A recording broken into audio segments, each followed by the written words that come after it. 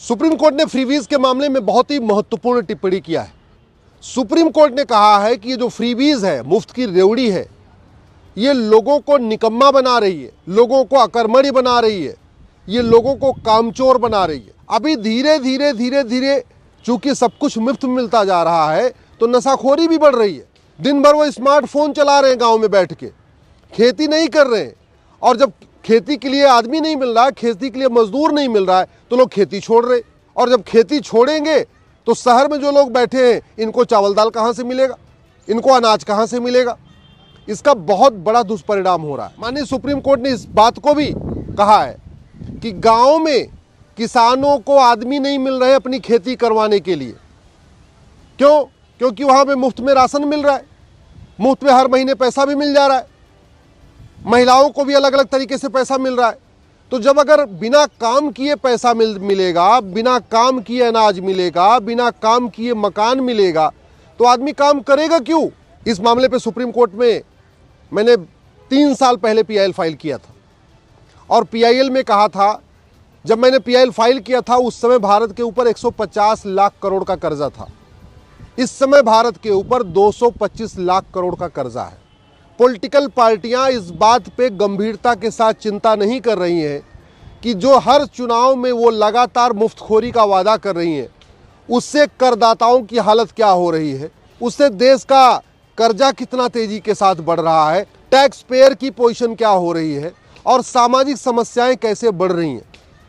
अगर काम के बदले अनाज मिलता है, काम के बदले पैसा मिलता है, काम के बदले मकान मिलता है, तो उससे जो वहाँ पे गांव में लोग रहते हैं उनका स्वाभिमान भी जागृत होता है। और सरकार इसके लिए न तो मुफ्तखोरी नियंत्रण करने के लिए कोई व्यवस्था कर रही है, न तो एक स्टैंडर्ड मैनिफेस्टो का फॉर्मेट बना रही है। इसका सबसे बढ़िया समाधान है कि एक मैनिफेस्टो का स्टैंडर्ड फॉर्मेट बना दिया जाए और मैनिफेस्टो के ऊपर ही लिखवाया जाए। अगर केंद्र लोकसभा का चुनाव है तो हर पॉलिटिकल पार्टी बताए कि इस समय देश के ऊपर कितना कर्जा है, कि अगर राज्यों का चुनाव है तो हर पॉलिटिकल पार्टी बताए उस राज्य पे कितना कर्जा है, और जो पॉलिटिकल पार्टी वादे कर रही है उसका कैलकुलेशन करके बताए कि अगर राज्य विधानसभा का चुनाव है कि वो जो मुफ्त का वादा कर रही है उससे कितने लोगों को फ़ायदा होगा, और जब फ़ायदा होगा उससे बजट पे कितना असर आएगा। और पॉलिटिकल पार्टी के लिए मैंडेटरी कर दिया जाए कि वो कैलकुलेट करके बताए कि अगर वो 5 साल सरकार चलाएगी तो जो कर्जा है राज्य का वो कैसे घटेगा। चूंकि कोई स्टैंडर्ड फॉर्मेट नहीं है तो हर पॉलिटिकल पार्टी अपने अपने मन से जो मन करता है वो लिख लेते हैं, और सारी की सारी पॉलिटिकल पार्टियों का ले दे के फोकस क्या है कि हम ये वादा कर रहे हैं। कोई कह रहा हम 1100 देंगे, कोई कह रहा हम 2100 देंगे, कोई कह रहा हम 2500 देंगे, कोई कह रहा हम सिंपल फ़ोन देंगे, दूसरा कह रहा हम स्मार्टफोन दे देंगे। एक पॉलिटिकल पार्टी कहती है हम तो लैपटॉप देंगे, दूसरी पॉलिटिकल पार्टी कहते हैं तो स्कूटी भी दे देंगे।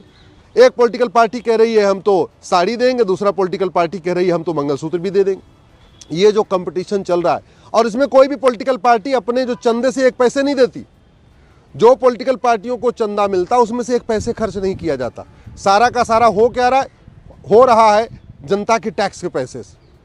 तो टैक्स पेयर परेशान है, इनकम टैक्स देने वाले परेशान, जीएसटी देने वाले परेशान, टोल टैक्स, रोड टैक्स, दुनिया भर के नए नए टैक्स लगाते चले जा रहे हैं, और बस सत्ता के लिए चाहिए। हमने चूंकि स्टैंडर्ड फॉर्मेट नहीं बनाया है तो पॉलिटिकल पार्टियां कहीं ये नहीं बता रही हैं कि वो पुलिस रिफॉर्म पे क्या करेंगी, अपराध नियंत्रण के लिए क्या क्या करेंगी, शिक्षा व्यवस्था में क्या क्या बदलाव करेंगी, प्रशासनिक व्यवस्था में क्या क्या बदलाव करेंगी, मिलावटखोरी कालाबाजारी नियंत्रण के लिए क्या करेंगी, घूसखोरी, कमीशनखोरी, जमाखोरी नियंत्रण के लिए क्या क्या करेंगी, न्यायिक व्यवस्था में क्या क्या बदलाव करेंगी। वो कहीं कुछ उनको लिखना ही नहीं है।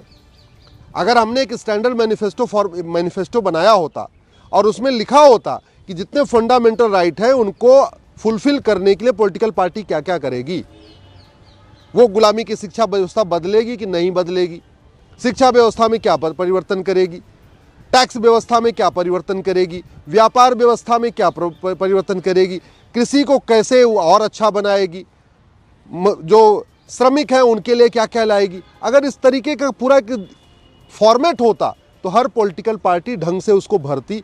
अब समय आ चुका है संसद में इस पर गंभीरता के साथ चर्चा हो, मुफ्तखोरी को बाकायदा डिफाइन कर दिया जाए, ऐसी क्या क्या चीज़ें हैं मिनिमम जो दी जा सकती हैं, इस पर हो, एक स्टैंडर्ड फॉर्मेट बने। हम पॉलिटिकल पार्टियों को कैशलेस कर सकते हैं, कानून बना के ये कर दें कि भाई कोई भी पॉलिटिकल पार्टी न 1 रुपए कैश में लेगी न 1 रुपए कैश में खर्च करेगी, पूरा कैशलेस होगा। और कैशलेस हो सकता है आज की डेट में, हर व्यक्ति इवन 1 रुपए 2 रुपए भी आप ऑनलाइन दे सकते हैं, और किसी को चंदा अगर 50 रुपए 100 रुपए देना है तो भी ऑनलाइन दे सकता है। ऐसे विषयों पे चर्चा नहीं हो रही है। और नतीजा क्या होगा? अब सुप्रीम कोर्ट भी कह तो दिया, मेरी PIL भी पेंडिंग है, लेकिन सुप्रीम कोर्ट एट लास्ट क्या कहता है? ये तो पॉलिसी मैटर है। सुप्रीम कोर्ट बाद में क्या कह देगा? ये तो कानून बनाना हमारा काम नहीं है। लेकिन फिर भी सुप्रीम कोर्ट जैसा कमेंट कर रहा है, कम से कम ये जगाने के लिए पर्याप्त है, समाज को भी जगाने के लिए और हमारे माननीय सांसदों और विधायकों को जगाने के लिए। सबसे बड़ी बात कि ये पॉलिटिकल पार्टियां करती किस लिए है? पॉलिटिकल पार्टी करती हैं सत्ता के लिए। और सत्ता किस लिए चाहिए होता है? सत्ता चाहिए होता है पैसा कमाने के लिए। ये जो इतना बड़ा कंपटीशन चल रहा है ना, मुफ्त में, उसका एक मूल कारण है कि सत्ता चाहिए। एन केन प्रकारेण, अगर चांद तारे का वादा करके भी सत्ता मिल सकती है तो चांद तारे का भी वादा कर सकती है। लेकिन ये तभी रुकेगा जब भ्रष्टाचार के खिलाफ कठोर कानून हो, इलेक्शन रिफॉर्म हो। और सबसे बड़ी बात कि इलेक्शन रिफॉर्म के लिए इतने कमेटीज ने अपनी रिकमेंडेशन किया है। वेंकटचलैया कमीशन ने, जो दुनिया का सबसे बेहतरीन जुडिशियल कमीशन है, जो दुनिया का सबसे एक्सपर्ट जुडिशियल कमीशन है, वेंकटचलैया कमीशन, उसने सन 2002 में इलेक्शन रिफॉर्म के लिए बहुत सारे सुझाव दिए। लेकिन दुर्भाग्यवश वो वेंकटचलैया कमीशन की जो रिपोर्ट है उसको पार्लियामेंट के पटल पे रखा ही नहीं गया आज तक। लॉ कमीशन ने 50 से ज़्यादा सुझाव दिए हैं इलेक्शन रिफॉर्म के लिए, लेकिन लॉ कमीशन की जो रिपोर्ट है उसको पार्लियामेंट के पटल पे रखा ही नहीं गया आज तक, उस पर चर्चा ही नहीं हुई। इलेक्शन कमीशन ने भी लगभग 50 सुझाव दिए हैं भारत के इलेक्शन सिस्टम को अच्छा करने के लिए, लेकिन इलेक्शन कमीशन के सुझावों पे भी नहीं रखा गया। सारी बातें हो रही हैं, तू मैं हो रहा है, आरोप प्रत्यारोप होता है, नूरा कुश्ती होती है, बतौलेबाजी होती है, तू चोर मैं सिपाही वाला खेल चलता है, शेरो शायरी होगी, कविता पाठ पढ़ा जाएगा, सब कुछ होगा। लेकिन पार्लियामेंट में इलेक्शन रिफॉर्म पे चर्चा नहीं हो रही है। कैसे पॉलिटिकल पार्टियों का भ्रष्टाचार खत्म हो, इस पे चर्चा नहीं हो रही है। एक व्यक्ति अगर 2 जगह से वोट नहीं दे सकता तो 2 जगह से चुनाव क्यों लड़ना चाहिए, इस पे चर्चा नहीं हो रही है। जो सजा याफ्ता है, इनके चुनाव लड़ने, पार्टी बनाने, पार्टी पदाधिकारी बनने पर आजीवन प्रतिबंध लगे, इस पे चर्चा नहीं हो रही है। मिनिमम क्वालिफिकेशन हो, मैक्सिमम एज लिमिट हो, इस पे चर्चा नहीं हो रही है। 1 नेशन 1 इलेक्टोरल रोल पे चर्चा नहीं हो रही है। पूरे साल जो बेचारे टीचर हैं उनकी ड्यूटी लगी रहती है वोटर लिस्ट बनाने में। क्यों भैया चाहिए? क्यों पार्षद के लिए अलग वोटर लिस्ट, प्रधान के लिए अलग वोटर लिस्ट, सांसद के लिए अलग वोटर लिस्ट, विधायक के लिए अलग? ये 1 नेशन वोटर लिस्ट हो सकती है। हम पोस्ट ऑफिस को नोडल सेंटर डिक्लेयर कर सकते हैं कि भाई जिसको अपना वोटर ID बनवाना है जाके चला जाए, वहाँ बनवा ले।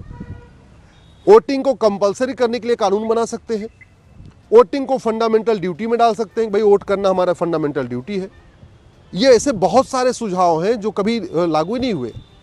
तरीका यही है, अगर हमने ये फ्रीबीज को कंट्रोल नहीं किया तो केवल इसका देश का कर्जा ही नहीं बढ़ेगा, जो गांव में समस्या आ रही है, लोगों को काम करने के लिए आदमी नहीं मिल पा रहे, जो लोग 2-4 भैंस रखते हैं, गाय रखते हैं, दूध का काम करते हैं, उनको काम आदमी नहीं मिल पा रहे हैं, जो लोग खेती करते हैं, सब्जी पैदा करते हैं, उनको आदमी नहीं मिल पा रहे, तो फिर वहाँ पे खेती करेगा कौन? दूध का कारोबार करेगा कौन? सब कुछ आप मुफ्त में बैठे बैठे देते रहेंगे केवल इलेक्शन जीतने के लिए, तो गाँव का पूरी व्यवस्था खराब हो जाएगी। और गाँव से अगर एक बार पलायन हो गया, और हो रहा है, बहुत तेजी के साथ पलायन हो रहा है, गाँव में कोई रुकना ही नहीं चाह रहा है इस समय।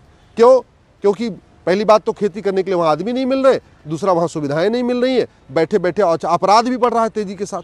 दिन भर स्मार्टफोन देखे जा रहे हैं, बैठे बैठे, चूंकि राशन भी मिल जा रहा है, पैसे भी मिल जा रहा है, सब कुछ मिल जा रहा है, वो दिन भर मोबाइल देख रहे। इससे हमारी देश की जो शक्ति है ना, श्रम शक्ति, वो बर्बाद हो रही है। इसको रोकना ज़रूरी है।